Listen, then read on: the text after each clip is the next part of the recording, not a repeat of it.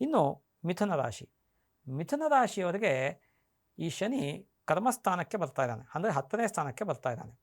ಮತ್ತು ಗುರು 12ನೇ ಮನೇಲಿ ಇದ್ದಾನೆ ಸದ್ಯಕ್ಕೆ, ಜನ್ಮರಾಶಿಗೆ ಬರ್ತಾನೆ. ಜನ್ಮನಾಮ ನರೋ ದುಃಖಂ ಅಂತ ಶಾಸ್ತ್ರ ಹೇಳುತ್ತೆ.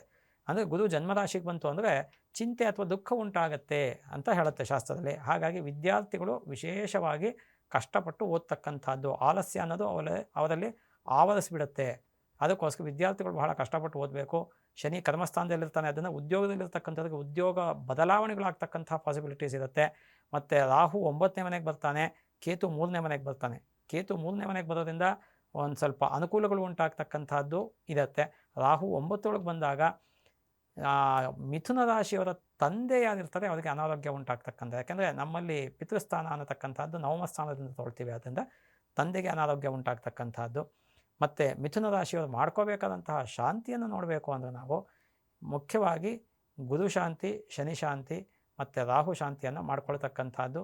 ಗಣಪತಿಯನ್ನು ಆರಾಧನೆ ಮಾಡಿ, ಹರಿಹರರನ್ನು ಆರಾಧನೆ ಮಾಡಿ, ಇಷ್ಟದೇವತೆಯನ್ನು ಆರಾಧನೆ ಮಾಡಿ, ಮತ್ತು ಪಶು ಪಕ್ಷಿ ಪ್ರಾಣಿಗಳಿಗೆ ಆಹಾರವನ್ನು ಕೊಟ್ಟು, ಕೈಲಾಗದೇ ಇರತಕ್ಕಂಥ ಯಾರಿಗೆ ದುಡಿಯೋಕ್ಕೆ ಆಗೋದಿಲ್ಲ ಮನುಷ್ಯರು ಅಂಥವರಿಗೆ ನೀವು ನಿಮ್ಮ ಕೈಲಾದಂಥ ಸೇವೆ ಸಹಾಯ ಮಾಡ್ತಕ್ಕಂಥದ್ದು.